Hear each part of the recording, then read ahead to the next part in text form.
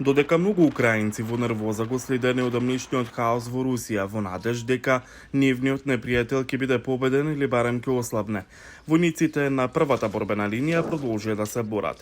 Тие велат дека на терен има забележливи промени, а руските сили продолжуваат со нападите врз украинците, кои пак сега се во офанзива. Як ми идам наступ на штурм. Кога сме во офанзива, извршуваме напад. Напаѓаме со нашата артилерија, а повеќето руски војници бегаат од нивните позиции. Остануваат само неколкумина, можеби двајца или тројца војници. Потоа фрламе неколку гранати и тоа е крајот.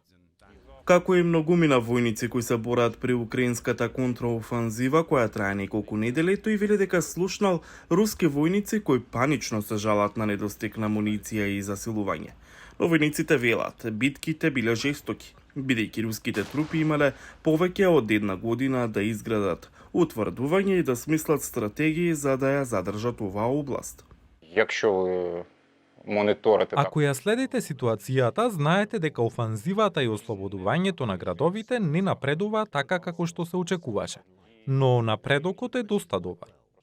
Некогаш живописно со низа необични села. Војната во Украина тука направи пустош. Во помирните украински градови на населени места, жителите велат дека имаат надеж оти со руските внатрешни ривалства ќе се забрза крајот на војната, но тешко е да се каже дали тоа ќе се случи.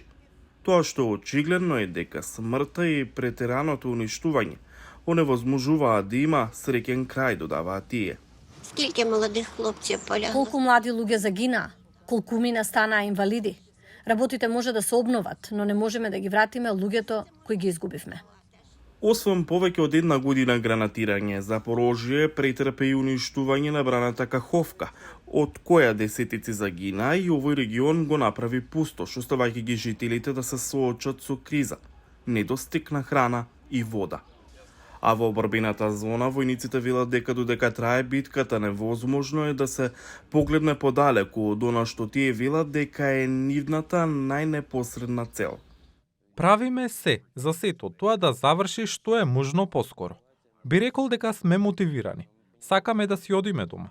Разбираме дека нема да си одиме дома додека мајка Украина не биде слободна и недопрена. Тој вели за војниците, војната ќе заврши само кога Украина е победничка, што за нив значи враќање на целата земја која е меѓународно прифатена како Украина.